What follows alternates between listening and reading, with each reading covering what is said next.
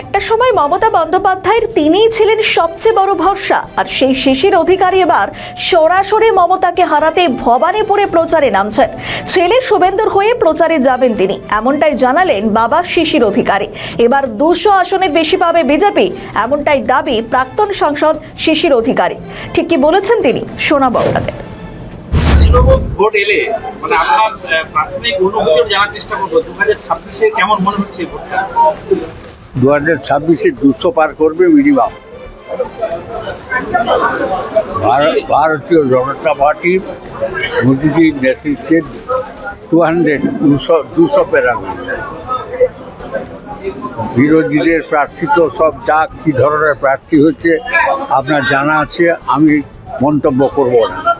এটা বীরেন শাসমলের মাটি, সুনীল দাস রাসবেরি পালের মাটি।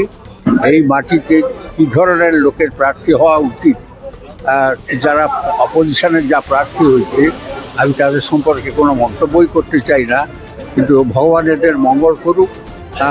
আরও কিছুদিন এরা কাঁথির মাটিটা কি ওই সম্পর্কে জানবার চেষ্টা করুন। আপনি বলছিলেন যে ভবানীপুরে বহু মানুষ রয়েছে, হ্যাঁ যাবো না, কোনো এর মধ্যে চটপট চলে যাবো। নন্দীগ্রাম ভবানীপুর দু জায়গায় যাবো, সব জায়গায় যাবো। যাবো না একটা প্রশ্ন নেই তো, নিশ্চয়ই যাবো।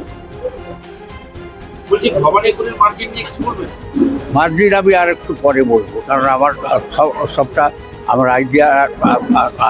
আইডিয়া এখন নাই। অনেকদিন আমি ভবানীপুরে বসবাস করেছি, এখন আমার যে ফ্ল্যাটটা আছে সেটা ভবানীপুরে বড়ারে একবারে কাছাকাছি, খুব কাছাকাছি, 5 মিনিটের ব্যাপার। তবে একটু ঘুরে এলেই হাওয়াটা বুঝতে পারলে বুঝতে পারবো। এতদিন ধরে তো আপনি বিভিন্ন যে নির্বাচনগুলো সামনে এসছেন, সেক্ষেত্রে নতুন করে 2026-এ প্রার্থীদের নতুন টিপস কিছু দেবেন আপনি? না, টিপস মানে সরকারি দল তার বিশ্বাসযোগ্যতা একেবারে নষ্ট হয়ে গেছে, এবং যা সব প্রার্থী করেছে একবারে চ্যাম্পিয়ন ব্যারিস্টার, একবারে যারা সুপ্রিম কোর্ট হাইকোর্ট পর্যন্ত তিরস্কার করে যে পার্টিকে, সে পার্টি সম্পর্কে আর মানুষ আমরা কি বলবো?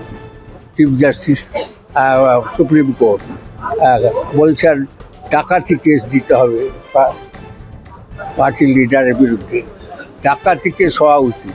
তার মানে ওই পার্টি সম্পর্কে আর কোনো মন্তব্য করা উচিত? গত 1 বছর ধরে আপনি বিভিন্ন মঞ্চে বলে আসছেন যে এই দলটাকে আপনারা সমর্থন করে বা এই দলটাকে নিয়ে ভুল করেছেন, তার বিচারও দিতে হচ্ছে রাজ্যবাসীকে। সে তো বটে। ভবানীপুরে দাঁড়িয়ে এবার বলবেন? হ্যাঁ, তা তো নিশ্চয়ই বলবো। আমি তো বড় বস্তরে ক্ষমা চাইছি লোকের কাছে, যে আমরা অত্যন্ত ভুল করেছি।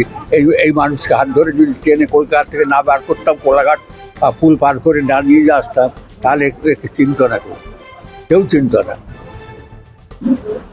আমাদের ভিডিও ভালো লাগলে লাইক ও শেয়ার করুন, কমেন্ট সেকশনে আপনাদের মতামত জানান।